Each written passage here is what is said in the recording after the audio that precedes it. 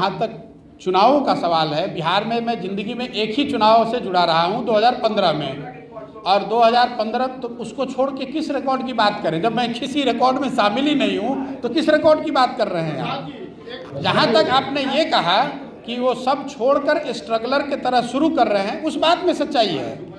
मैं सब कुछ छोड़ के बिहार के लिए कुछ बड़ा करने की नीयत से फिर से जीरो से शुरू करना चाहता हूँ, और मुझे इस बात का एहसास है कि ये बहुत कठिन काम है।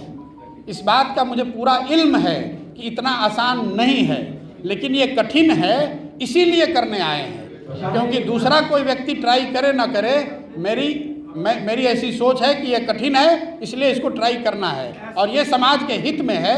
इसलिए अपना घर परिवार सब छोड़कर यहाँ बैठकर इस काम को अगले कई सालों तक करेंगे। संभव है कि फेल हो जाएं, लेकिन मेरे इंटेंट में और मेरे प्रयास में आप कमी नहीं पाएंगे।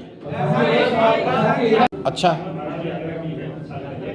तो लोगों को ये शंका क्यों ना हो कि आपकी जो राजनीति होगी आगे आप लोगों से मिलेंगे?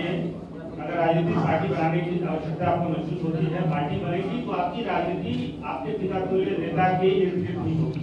नहीं, देखिए, अगर नीतीश जी के विचारधारा में या उनके कार्यकलाप में या उनके कार्यशैली में अगर कुछ अच्छी बातें हैं तो नीतीश जी ही क्यों, किसी भी समाज में किसी भी व्यक्ति के पास अगर कुछ अच्छा है तो उससे सीखने में या उसको अपने कार्यशैली में समाहित करने में कोई दिक्कत नहीं है।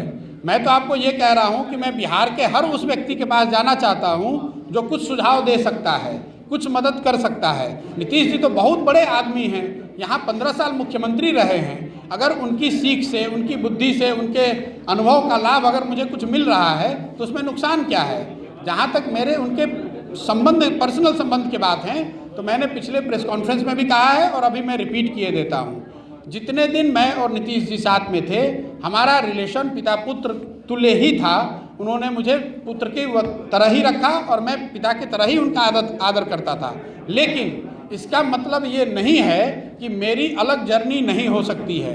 इसका मतलब ये नहीं है कि मैं उनसे अलग विचारधारा या अलग सोच नहीं रख सकता हूँ। आपने देखा, मैं जदयू में था और सीएए एनआरसी के मुद्दे पे मुझे हटाया गया, और पब्लिक डोमेन में ये बात है। मैं नीतीश जी से मिलने आया